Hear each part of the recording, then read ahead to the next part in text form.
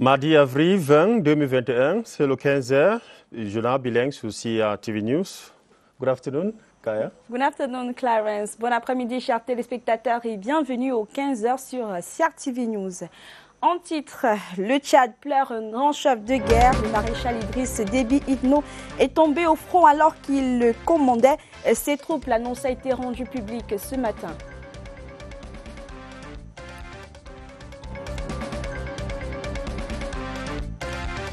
The wife of Cameroon's ex-president Germain Ahidjo is dead. The death of the 89-year-old was announced this morning from Senegal.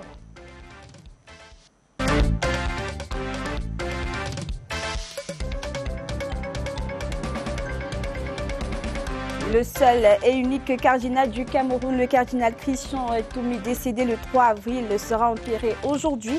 La messe funèbre qui a commencé à la cathédrale Saint-Pierre et Paul de Bonadibon à Douala tire à sa fin. Voilà pour les titres et nous ouvrons avec vous, Clarence. Tout à fait, Gaël Bonan. Good afternoon, ladies and gentlemen. This is the 3 p.m. bilingual newscast on CRTV News. We open this newscast on a very sad note. Chadian President Idriss Déby is dead. Details of his death remain sketchy, but the army authorities said he died from injuries sustained during a clash with rebel forces. You can see the images of the president on your screens. He was re-elected for a sixth term on April 11, 2021. The Chadian army has been battling rebel forces which launched an assault on the capital, N'Djamena. We continue talking about Idriss Déby. President Idriss Déby won a sixth term on Monday, has died of injuries suffered on the front line, according to the army. According to the military council in Chad, the son of the late president will assume transition for 18 months. Jamila Katzalat now profiles Idriss Déby in this report. In a swift change of fate, after news had come in that Chad's President Idriss Déby Itno had won a sixth term in the latest provisional results on Monday, an announcement broadcast on national radio today has announced his death. He died of injuries suffered on the front line while fighting rebels in the north of the Sahel country, an army spokesman confirmed.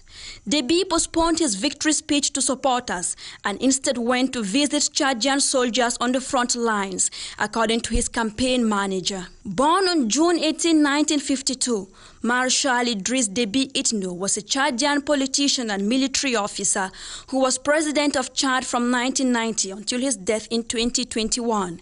He was also head of the ruling Patriotic Salvation Movement. Déby was of the Bitia clan of the Zakawa ethnic group. He took power by leading a rebellion against President Hissène Habré in December 1990 and survived various rebellions and coup attempts against his own rule. Déby won elections in 1996 and 2001, and after term limits were eliminated, he won again in 2006, 2011, 2016 and 2021. He was a graduate of Muammar Gaddafi's World Revolutionary Center. Déby, 68, came to power in a rebellion in 1990 and is one of Africa's longest-serving leaders. An excellent one from Jamila Katzalat Adamo. As you heard in one of our top stories, the wife to Cameroon's ex-president Germain Ahidjo is dead. She reportedly died earlier today in Dakar, Senegal, at the age of 89. Germain Ahidjo was Cameroon's pioneer first lady. Political desk reporter Yves Fomoso profiles. For many years, she stood by her husband, Amadou Ahidjo, as he played a major role to Cameroon's independence. Germaine Habiba Ahidjo saw the light of day in Mokolo in 1922 from Hawa, wife of Yaya Bubawa. In 1942, she obtained her studies certificate in Yaoundé, after which she enrolled into the New Bell High School.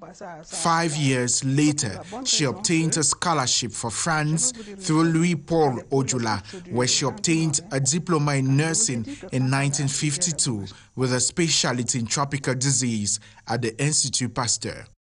She knew Amadou Ahidjo in 1955. The two shared a common passion, reading, and most often shared novels. They got married on August 1956. The presidential couple then brought forth 3 girls, Babette, Aïssatou, and Aminatou, who is board chair of the Yaoundé Conference Center. Germaine Ahidjo was Cameroon's first lady from 1960 to 1982 after her husband's resignation as head of state.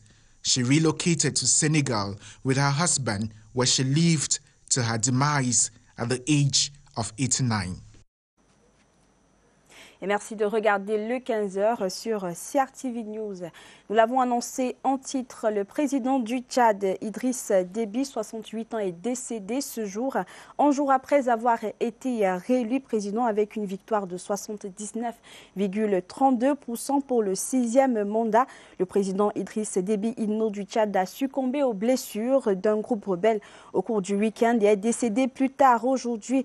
Le président, il a donc été à la tête de l'État pendant 30 ans et a pris le pouvoir en 1990 et a été réélu hier lundi 19 avril 2021 pour ses 6 mandats. Selon le conseil militaire du Tchad, le fils du défunt président assurera la transition pendant 18 mois. Et nous l'avons dit, l'annonce a été faite par la télévision nationale tchadienne ce matin. Le maréchal Idriss Déby Itno est tombé au front alors qu'il commandait ses troupes. Son portrait est dressé par Christelle Avom. Idriss Déby est mort. Le maréchal président est tombé 24 heures après sa réélection à la magistrature suprême du Tchad. À 68 ans, il briguait son 6e mandat qu'il ne fera pas. Il a été réélu avec 79,32% de voix. Selon la télévision nationale tchadienne, Idriss Déby Itno est décédé des suites de blessures reçues lorsqu'il dirigeait son armée dans les combats contre des rebelles dans le nord du pays. Président du mouvement patriotique du salut, cet officier de formation militaire dans l'âme était diplômé de l'Institut aéronautique Amaury de la Grange. Le natif de Berdoba était un homme de front. Aux côtés de ses soldats, il défendait l'intégrité territoriale et tous les intérêts du Tchad. Le 11 août 2020, il est élevé au rang de maréchal. C'était à l'occasion des 60 ans d'indépendance du Tchad. Panafricain, il a été le président de l'Union africaine lors de la cérémonie d'ouverture du 26e sommet en 2016. Au cours de son discours d'acceptation, Idriss Déby Itno a notamment évoqué la mise en place d'une force africaine qui permettrait d'intervenir dans la prévention des conflits. Sur tous les fronts contre le terrorisme, l'une de ses premières priorités de l'Union africaine était l'accélération du combat contre Boko Haram par le biais de la force multinationale mixte. Des ministres et des officiers de haut rang avaient indiqué lundi que le chef d'État s'était rendu samedi et dimanche sur le front opposant son armée à une colonne de rebelles à partir des bases arrières en Libye, le jour du scrutin, le 11 avril. Et le Cameroun qui porte aussi le deuil ce jour, Germaine Habiba Ahidjo, celle qui fut l'épouse du tout premier président du Cameroun, est décédée ce matin à Dakar, au Sénégal, à l'âge de 87 ans. Infirmière de profession, elle laisse derrière elle une image d'une femme discrète. Évocation avec Tatiana Ambili. L'épouse du premier président de la République du Cameroun, Amadou Ahidjo, a tiré sa révérence dans la nuit du 19 au 20 avril 2021 à l'hôpital principal de Dakar au Sénégal à l'âge de 89 ans. Première dame du Cameroun, de 1960 jusqu'en 1982, Germaine Habiba Ahidjo est née à Mokolo en 1932. En 1947, elle obtient son certificat d'études à Yaoundé et intègre par la suite le collège des jeunes filles de Douala, aujourd'hui lycée de Newbel. En 1947, l'Assemblée territoriale lui octroie une bourse d'études pour la France, où elle décroche un diplôme d'infirmière d'État en 1952. Elle se spécialise en maladies tropicales à l'Institut Pasteur en 1953. C'est en 1955 qu'elle fait la connaissance de Amadou Ahidjo, qu'il épouse officiellement le 17 août 1957. Elle est alors infirmière spécialiste en maladies tropicales. Avec Amadou Ahidjo, elle aura 3 filles. Après la démission de son mari en novembre 1982, il s'installe à Dakar, au Sénégal, où elle vivait jusqu'à ce jour. We continue this newscast talking about sad events. We are taking you over to Douala, Cameroon's one and only Cardinal, Christian Cardinal Tumi, who died on April 3, will be buried today. The funeral mass that started at the St. Peter and the Paul Cathedral of Bonadibon at 10 a.m. is gradually pulling to its end. Prime Minister Dr. or Chief Joseph Diangute is currently representing the head of state, President Paul Biya, in the high mass presided over by the Metropolitan Archbishop of Ouagadougou in Burkina Faso, His Grace Philippe Ouadrago.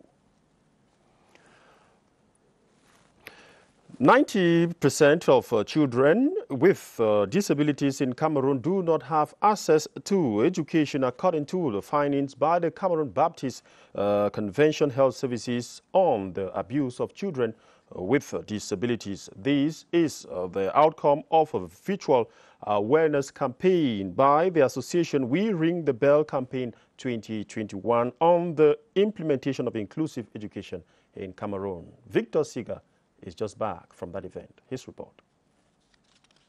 With the growing challenges faced by children with disabilities in Cameroon, We Ring the Bell campaign is out to stimulate the implementation of innovative strategies to optimize and promote access to education for these vulnerable.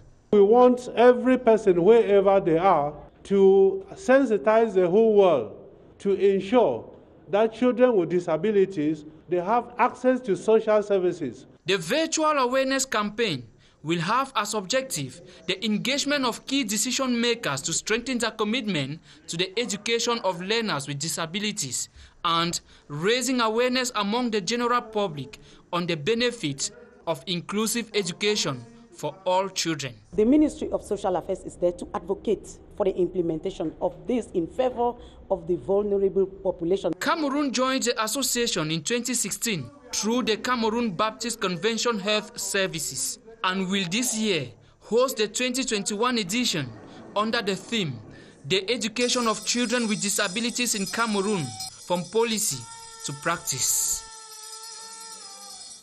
Victor Siga reporting there. We're taking you back to Douala, but this time on what is happening in the education milieu. Students of Government High School Jos in Bonanjo Douala have been urged to avoid consuming alcohol and drugs and do not involve in gambling. The call was made by members of the Cameroon's Consumers Foundation as they launch an 11-day sensitization campaign to raise awareness of the dangers of drugs consumption in minors. Details with our literal correspondent, Cynthia Eti. Target are secondary school students and especially those in examination classes. Here at Government High School Jos in Bonanjo, members of the Cameroonian Consumers Foundation, known as FOCACO, moved from one classroom to another, sharing flyers and educating learners on the effects of consuming alcohol and drugs and gambling as minors. Emphasis was laid on the harm deviant acts can cause to their well-being. We called our youth to say no to that product and to focus on their studies. We need more stadium for young people. We need more recreation centers. To the authorities of Government High School Jos, their hope is that such move helps to reduce juvenile delinquency in the school milieu and the society. We are so happy with the presence of this group here today because drug taking, cigarette smoking and gambling is killing schools in Cameroon. The team will continue its awareness-raising campaign in other secondary schools in the nation's economic capital. Meantime, the launch will proceed in Bafoussam and Yaoundé. The campaign ends on April 30 this year. En agriculture, le ministre de l'Agriculture et du Développement rural a présidé ce midi à Yaoundé la 7e session ordinaire du programme d'amélioration de productivité du secteur agricole. Le programme SAPEP, financé par la Banque islamique de développement et l'État du Cameroun, qui vise ainsi la promotion de l'agriculture familiale vers l'autosubsistance et l'agriculture de deuxième génération. L'objectif est la lutte contre toute forme de crise alimentaire et c'est un projet qui s'étend sur tous les départements du pays. Nous restons toujours en économie, mais cette fois-ci, parlons du ministère de l'Élevage, des Pêches et des Industries animales qui s'engage avec la société Electricity Development à développer les activités de pêche à l'échelle industrielle, notamment sur le barrage de Lompanga, un projet arrêté au cours d'une réunion présidée par le ministre, le docteur Taïga, en vue de satisfaire la demande locale en produits halieutiques. C'est un reportage d'Yvonne Gaël à Vebeu. Le projet se prépare et mijote à feu doux. Au menu, du poisson made in Cameroun, tilapia, saumon et bien d'autres variétés à produire localement et en grande quantité pour combler la demande nationale en produits halieutiques au Cameroun, estimée à plus de 500 000 tonnes par an. Pour relever ce défi, le ministère de l'Élevage, des Pêches et des Industries animales, par la voix de son ministre, le Dr Taïga, a fait appel à l'entreprise Electricity Development Corporation EDC en vue de restructurer la pêche et promouvoir l'aquaculture dans le barrage hydroélectrique de Lompangar. Nous avons compris qu'il y a encore trop d'importations de poissons. Il faut maintenant inverser la tendance et nous sommes prêts au niveau de EDC à collaborer avec le ministère pour ça. Les deux parties s'engagent pour passer du stade acheteur-vendeur à stade productif, leur contribution à la politique d'import-substitution prônée par le gouvernement. 17 minutes after 3 p.m., this is the 3 p.m. newscast, bilingual newscast on CRTV News. We are taking you over to the West region. The people of Bangate subdivision have been enjoined to close ranks and contribute to the development of the municipality. And the senior divisional officer Enese Wango Budu made the call recently during his maiden contact of the division. Details with Ngu Henry Tiesamber. It is with dancing and jubilation that the people of Bagam welcomed the divisional officer Joseph Patrice Nanga as he came in contact with them. The DO told the population to collaborate with the administration and forces of law and order to fight insecurity in the subdivision, given that Galim shares boundaries with the northwest and had suffered attacks from separatist fighters. On the sidelines of the contact tour, the DO launched the activities of the Fong Zosie Foundation, formed in memory of the late ruler of Bagam, His Royal Highness Fong Zosie, by his offspring. According to the spokesperson of the family, Julien Kecha Simo, the foundation has been created to continue the works of their late father, who loved education and founded a secondary school. Meritorious students, teachers and principals were awarded prizes with a promise to make the Excellence Award an annual event. That was rather Chancellor Nancy reporting, not good Henry Tiesamber. The Bamenda 3 and her foreign partners are working on a project to resolve the water supply problem in the municipality. This was identified as one of the municipality's top projects during an administrative account session where a budget of 700 million CFA francs was voted for the council. Mercy Kusi reports from Bamenda. Inhabitants of Bamenda 3 wake up every morning to water shortage, and this gets intense during the dry season. This has been one of the preoccupying issues for councillors in the area during this administrative account session. Our partners in Germany have shipped a container of equipment that will enable us to double the production capacity of our water project. The councillors have disclosed that over 80% of project outlines for 2021 were realized. We succeeded in tarring the route from PNEU to Farmers House. We actually maintain some earth roads across the municipality, and we equally constructed some bridges, some culverts. Part of the over 700 million CFA francs adopted is allocated for the rehabilitation of roads within Bamenda 3. En culture, à présent, la restitution du patrimoine africain au cœur du sommet Afrique-France 2021 du 8 au 10 juillet prochain. L'annonce a été faite au cours d'une réunion à l'Institut français du Cameroun. C'est l'un des grands axes de cette rencontre à venir avec 12 pays africains. Ils sont énoncés ici par Yann Lorveau, conseiller à la coopération à l'ambassade de France au Cameroun. Propos sélectionnés par Tive Chiga et Kebenge. Dont la thématique était l'innovation, un à Tchang sur le développement durable, un à Douala sur tout ce qui concerne le gouvernement local, c'est-à-dire la coopération décentralisée ou déconcentrée. Et ici, à Yaoundé, le thème était sur la culture, le patrimoine et la question de la restitution. Le président de la République française a invité la jeunesse africaine à venir s'exprimer en France. Le Cameroun a fait partie des 12 pays qui ont été retenus donc en Afrique pour alimenter, pour inspirer un petit peu le comité organisateur. En sport à présent, parlons Super League et contestation. 12 grands clubs européens ont annoncé dimanche dernier la création d'une Super League concurrente de la Ligue des Champions. Cette compétition qui pourrait commencer dès 2022 est largement contestée par l'UEFA et qui a promis de bannir toutes les équipes.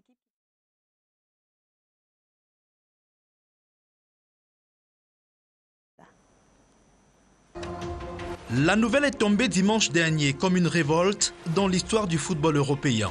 La création d'une Super League fermée à 20 grands clubs en Europe et qui viendrait concurrencer la plus prestigieuse des coupes organisées par l'UEFA, notamment la Ligue des Champions.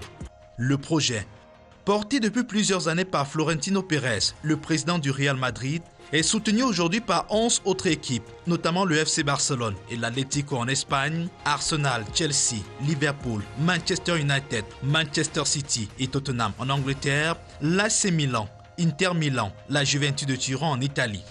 Aucun club venant de l'Allemagne ou de France ne s'est prononcé pour le moment, alors que 8 places restent à attribuer. Selon Sky Sport, plus de 6 milliards de dollars, soit 5,1 millions d'euros, seraient redistribués aux 20 clubs participants à la compétition, soit 3 fois plus que la Ligue des Champions, qui ne distribue que 2 milliards d'euros chaque année aux équipes participantes. Dans le communiqué annonçant la création de cette Super League, les initiateurs annoncent qu'en contrepartie de leur engagement, les clubs fondateurs recevront un versement en une fois de 3,5 milliards d'euros destinés aux investissements des infrastructures et compenser l'impact Covid. L'UEFA, qui a annoncé la nouvelle formule de la Ligue des Champions lundi dernier, a qualifié cette décision de véritable trahison et a promis de bannir les clubs concernés si un tel projet prenait effectivement corps. La Super League pourrait débuter en 2022. Et toujours en sport, Coton Sport contre JSK. Le match c'est demain au stade Omnisport de Garoua. Avant-dernière journée de la phase de poule de la Coupe des Confédérations. Premier de son groupe avec 9 points à 3 longueurs de son challenger JSK. Une victoire qualifierait sans calcul le représentant du Cameroun pour les quarts de finale. Enjeu et argument de Coton Sport dans ce match avec Debbie Kembe. Actuellement en roue libre après sa victoire 5-1 contre Napsa Stars et sa place de leader dans le groupe B de la Coupe CAF, Coton Sport devrait affronter sans complexe JSK. Les hommes d'Aboubacar Suleiman ont actuellement le moral au beau fixe et mènent la danse aussi bien à l'international qu'au niveau national. Vainqueur de 2-0 lors de la 5e journée du championnat élite One contre le mythique canon sportif de Yaoundé, Coton Sport engrange les victoires à domicile et reste invaincu après 6 rencontres, toutes compétitions confondues. En bonne santé, sa ligne d'attaque conduite par Lambert Ngueme Arena, 8 buts au compteur en Coupe CAF, trouve très régulièrement la formule gagnante. Sa solide défense avec Salmon Banga reste vigilante et apporte un soutien fort au dernier rempart, Narcisse Lende. Pour cet avant-dernier match de poule, la recette de la prudence avec une bonne dose de respect pour l'adversaire devrait être prise en compte par le club de Garoua, car JSK déjà sur place arrive avec en poche sa victoire 1-0 en match aller. Une victoire propulserait les cotonculteurs en quart de finale. Une défaite remettrait les compteurs entre les deux protagonistes à 9 points chacun. Un nul et bonjour les calculs. Alors, le meilleur scénario pour les Camerounais reste la victoire. Eh bien, la suite avec vous, Clarence. Exactement, Gael. We are taking you now out of the country. In the United States of America, the jury has begun deliberating on the fate of a former U.S. policeman, Derek Chauvin, accused of killing a black man, George Floyd, after kneeling on his neck for more than 9.5 minutes. The court heard closing arguments from both sides. On Monday, Chauvin faces up to 40 years in prison on 3 charges. Let's now get these reactions collected for us by our international desk reporter, Gladys Assel. Follow. The defendant's actions, pushing him down. Would George Floyd have died that day? Was it drugs? He'd just miraculously die of a drug overdose in that time? Maybe it was the tailpipe. Maybe it was his enlarged heart. Maybe not. Use your common sense. Use your common sense. Believe your eyes. What you saw, you saw. Consider just the basic prone position. People sleep in the prone position. People suntan in the prone position. People get massages in the prone position. The prone position in and of itself is not an inherently dangerous act. A prone position during restraint is an inherently dangerous act. It is routinely trained and used by the Minneapolis Police Department. But we have to analyze this case from the perspective of a reasonable police officer at the precise moment with the totality of the circumstances when it comes to the use of force. Et voilà qui vient d'en mettre un terme à cette édition du 15h sur CRTV News. Clarence. Definitely. À 16h, retrouvez le journal international présenté par Christelle Avom. Nous vous donnons rendez-vous à 17h pour Cameroun Today. Clarence, à tout à l'heure. À 5 p.m.